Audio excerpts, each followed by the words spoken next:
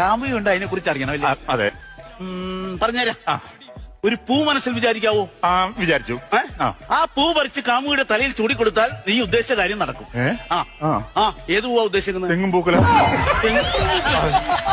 ഇവിടെ തെങ്ങും പൂക്കല ആരെങ്കിലും തലയിൽ ചൂടുവോ? തല ചൂടാണെന്ന് ഞാൻ വിചാരിച്ചില്ല. നീ ഓർത്ത വാറ്റാനാണോ? അതല്ല, ഒരു പൂ ഉദ്ദേശിക്കാൻ പറയുമ്പോ വഴി തെങ്ങ കയറിയിരിക്കും. എടാ, ഒരു ചെറിയ പൂ, ഒരു ചെറിയ പൂ വിചാരിച്ചു. തെങ്ങും പൂക്കല മായ്ച്ചു കളഞ്ഞു. ചെറിയ പൂ വിചാരിച്ചു. ഏത് പൂവാണ്? ഗ്രാമ്പൂ. ഗ്രാമ്പൂനകത്ത് പൂവില്ലേ?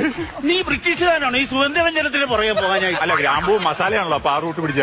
നിന്റെ മുഖം കണ്ടറിയാം, നീ മസാലയുടെ ആളാണ്. ഇവിടെ ഗ്രാമ്പൂ, ഇവിടെ നീ താഴത്തേക്ക് ഇറങ്ങി വാ.